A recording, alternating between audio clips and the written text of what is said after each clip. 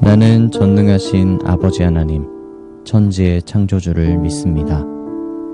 나는 그의 유일하신 아들, 우리 주 예수 그리스도를 믿습니다. 그는 성령으로 잉태되어 동정녀 마리아에게서 나시고 본디오 빌라도에게 고난을 받아 십자가에 못 박혀 죽으시고 장사된 지 사흘 만에 죽은 자 가운데서 다시 살아나셨으며 하늘에 오르시어 전능하신 아버지 하나님 우편에 앉아 계시다가 거기로부터 살아있는 자와 죽은 자를 심판하러 오십니다. 나는 성령을 믿으며 거룩한 공교회와 성도의 교제와 죄를 용서받는 것과 몸의 부활과 영생을 믿습니다. 아멘.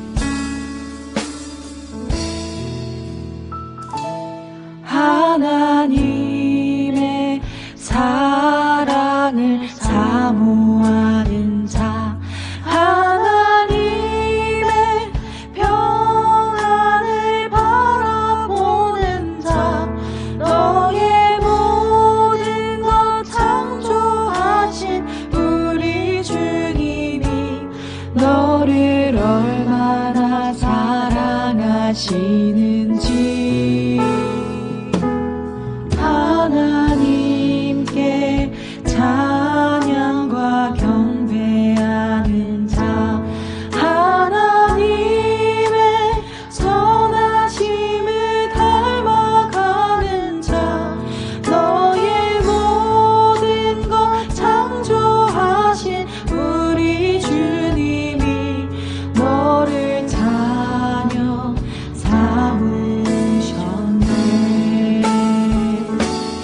하나님 사랑의 눈으로 너를 어느 때나 바라보시고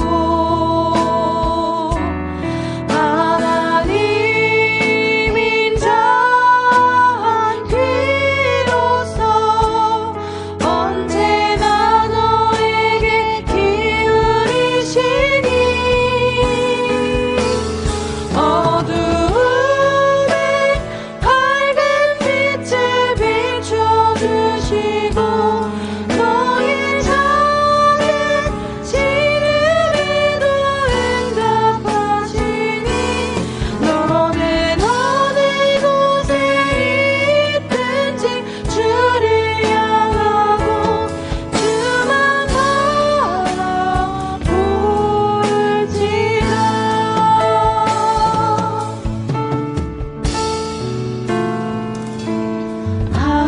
하나님께 찬양과 경배하는 자 하나님의 선하심을 닮아가는 자 너의 모든 것 창조하신 우리 주님이 너를 자녀 삼으셨네. 하나님 사랑의 눈으로 너를 어느 때나 바라보시고 하나님 인자한 귀로서 언제나 너에게 기울이시니 어두움에 밝은 빛을 비춰주시고 너의 작은 시름에도 응답하시니 너는 어느 곳에 있든지 주를 향하고 주만 바라볼지라. 어두움에 밝은 빛을 비춰주시고 너의 작은 시름에도 응답하시니 너는 어느 곳에 있든지 주를 향하고 주만 바라볼지라.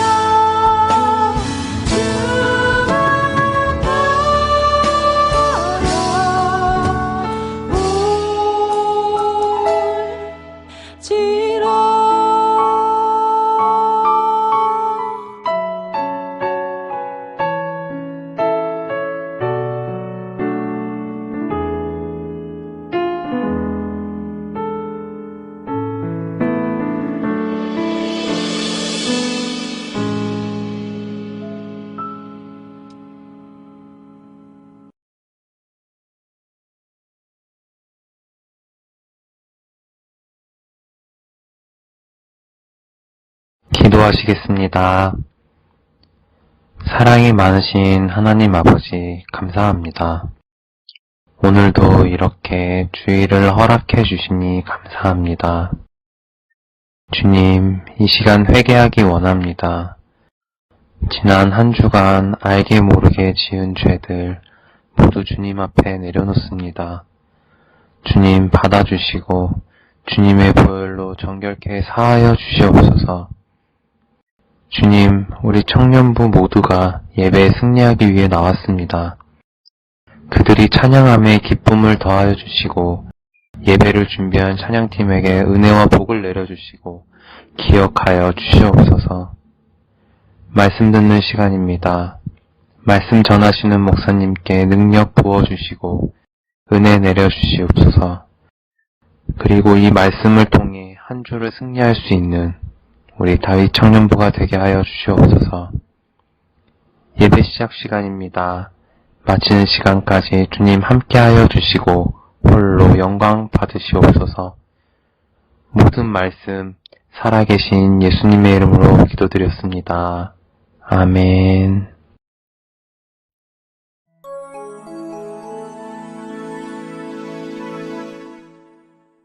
사해 옆에 펼쳐있는 엔게디 광야는 지구상에서 가장 험하고 황량한 황무지 가운데 하나일 것이다.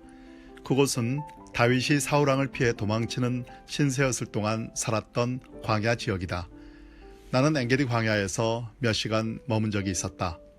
그곳에서 절벽에 올라가 보기도 하고 동굴에 들어가 보기도 하면서 그토록 험한 환경에서 다윗이 어떻게 목숨을 부지하며 살았을까 상상해 보았다.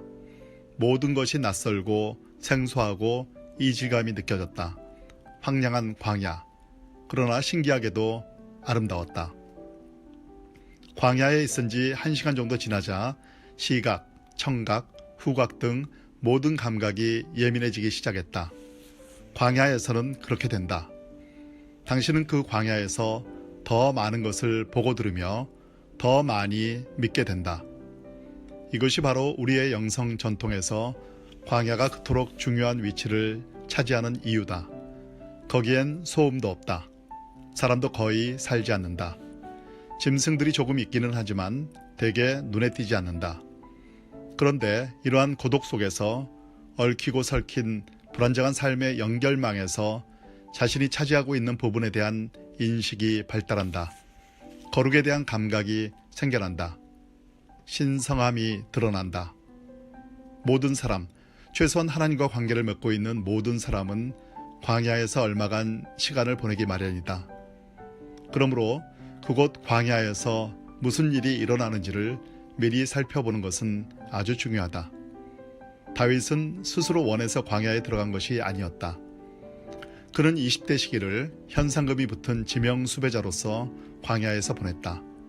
그는 어린 나이에 하나님의 택하심을 입었고 이스라엘의 왕으로 기름 부음을 받았다.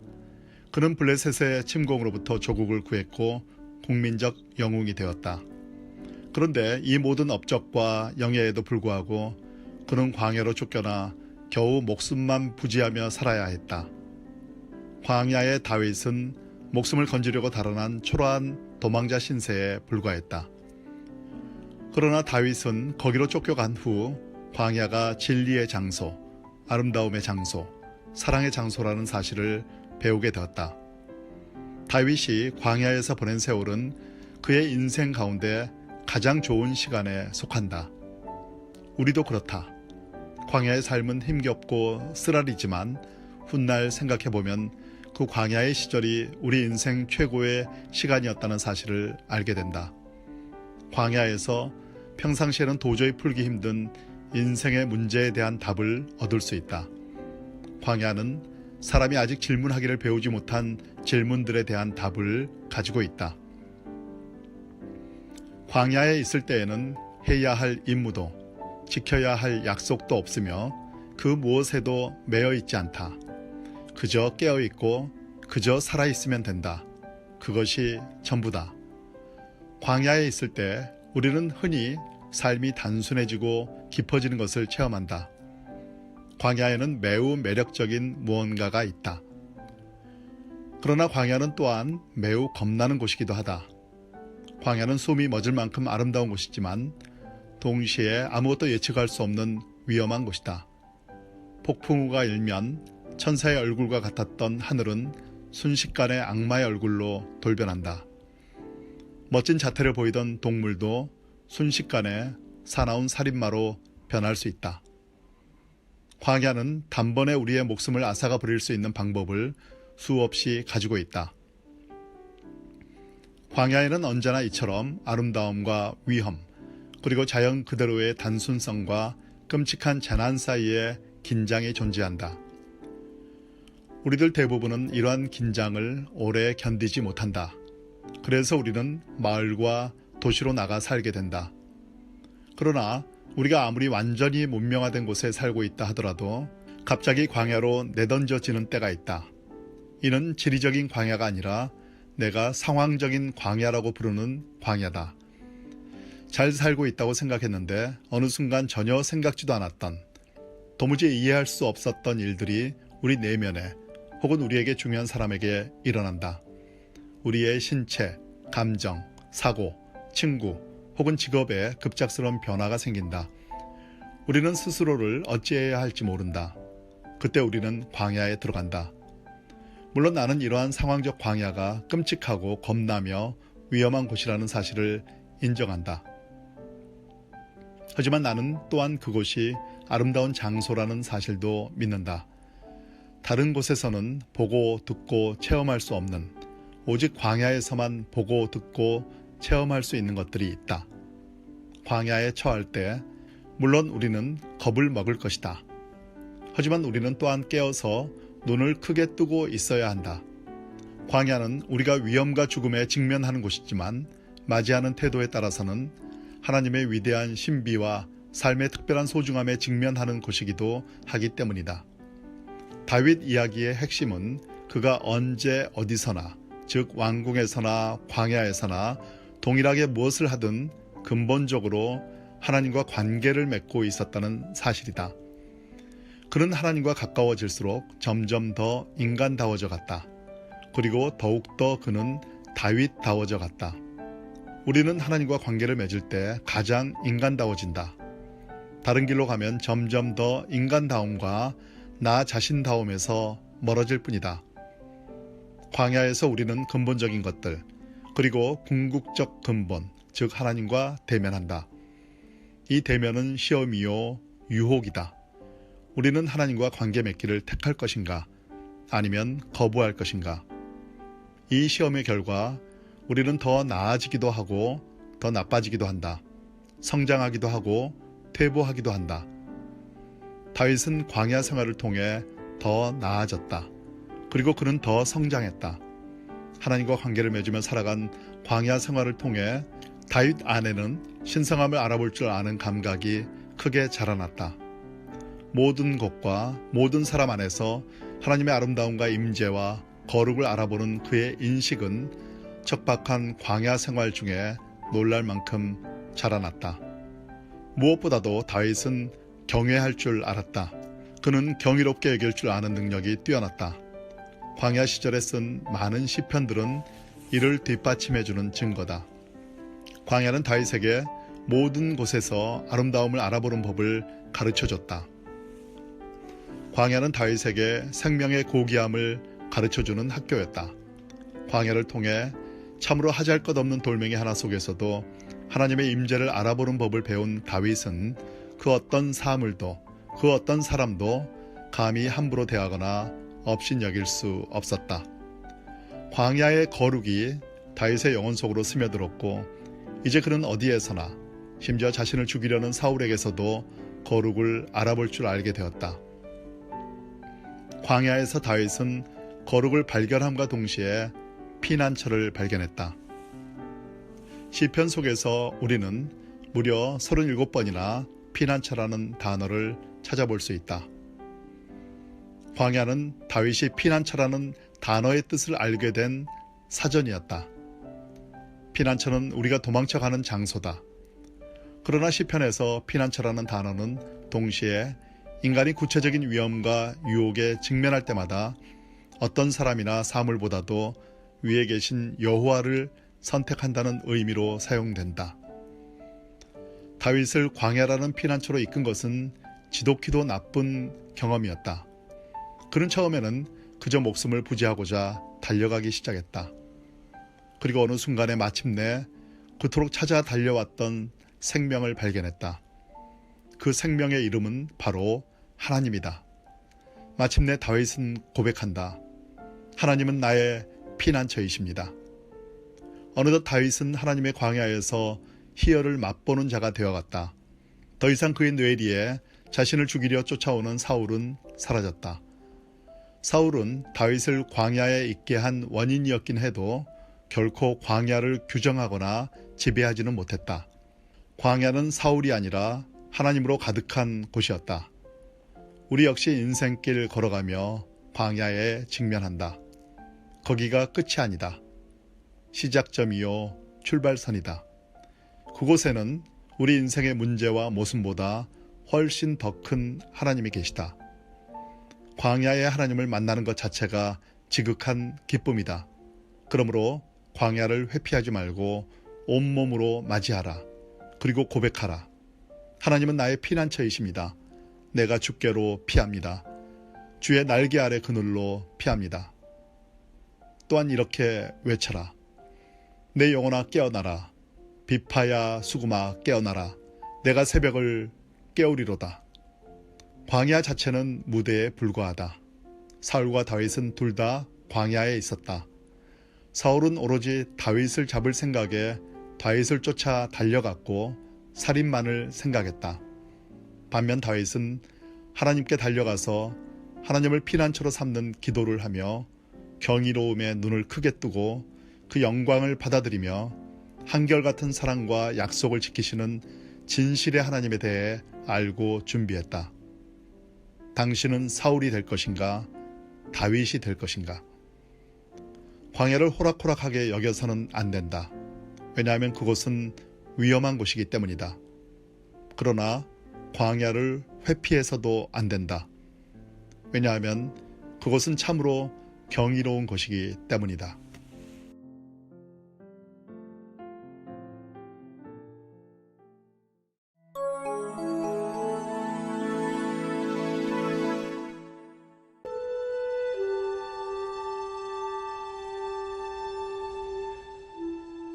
하나님이여, 주는 나의 하나님이시라. 내가 간절히 주를 찾되 물이 없어 마르고 황폐한 땅에서 내 영혼이 주를 갈망하며 내 육체가 주를 앙모하나이다. 내가 주의 권능과 영광을 보기 위하여 이와 같이 성소에서 주를 바라보았나이다. 주의 인자하심이 생명보다 나음으로 내 입술이 주를 찬양할 것이라. 이러므로 나의 평생에 주를 송축하며 주의 이름으로 말미암아 나의 손을 들리이다. 골수와 기름진 것을 먹음과 같이 나의 영혼이 만족할 것이라. 나의 입이 기쁜 입술로 주를 찬송하되 내가 나의 침상에서 주를 기억하며 새벽에 주의 말씀을 작은 소리로 읊조릴 때 하오리니 주는 나의 도움이 되셨습니다. 내가 주의 날개 그늘에서 즐겁게 부르리이다. 안녕하세요. 서부광성교회 청년 여러분, 만나서 반갑습니다. 오늘은 광야에 대해 말씀을 나누고자 합니다. 여러분들이 앞에서 영상을 보았듯이 광야는 참으로 많은 하나님의 귀한 의미들이 숨어 있습니다. 우리가 생각하기에 광야는 장소적인 의미로 기억합니다. 그것은 황량하고 고독하고 외롭고 고통이 있는 장소입니다. 하지만 성서의 수많은 인물들이 광야로 가서 하나님을 만났습니다. 하나님을 만날 수 있는 장소가 바로 광야라는 것입니다. 혼자 외로이 있지만 그곳에서 하나님의 음성을 집중할 수 있다는 것입니다. 저는 이렇게 생각합니다. 하나님의 음성을 들을 수 있는 모든 장소가 우리의 광야라는 것입니다. 우리는 너무나 바쁘다는 이유 때문에 하나님을 찾지를 못합니다. 하나님의 음성을 집중하지 못합니다. 세상의 북소리에 취해요. 세상의 노래를 부르다가 실패하고 좌절할 때가 참으로 많이 있었습니다. 우리는 하나님이 계시는 장소, 하나님 음성을 들을 수 있는 장소를 찾아가 하나님께 집중할 필요가 있습니다. 우리 서부광성교회 청년 여러분들은 하나님의 말씀과 기도를 통해 꿈과 희망을 발견하시기를 바랍니다. 바로 이것이 믿음 있는 사람들이 살아갈 수 있는 아름다운 신앙의 모습이란 사실을 기억하시면서 한 주간도 승리하는 여러분 되시기를 축원드립니다.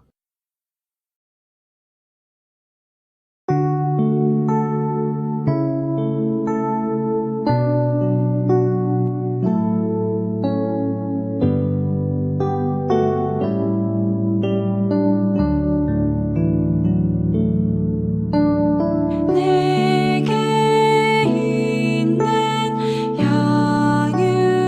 양육과 주께 가져와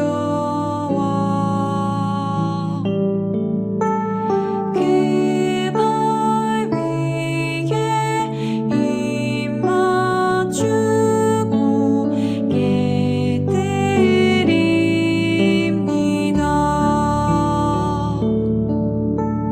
나를 위해 험한 산길 오르신 그 발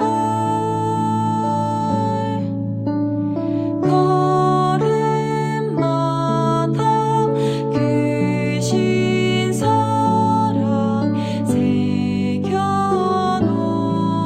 새겨놓았네.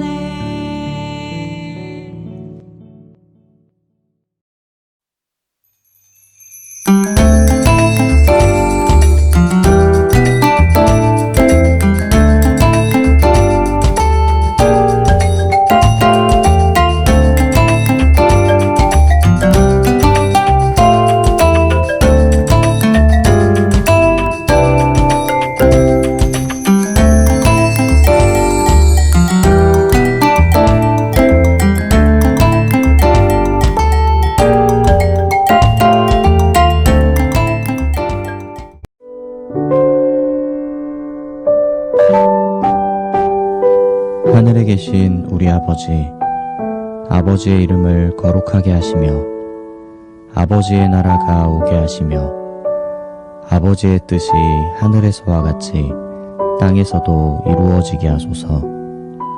오늘 우리에게 일용할 양식을 주시고 우리가 우리에게 잘못한 사람을 용서하여 준 것 같이 우리 죄를 용서하여 주시고 우리를 시험에 빠지지 않게 하시고 악에서 구하소서. 나라와 권능과 영광이 영원히 아버지의 것입니다.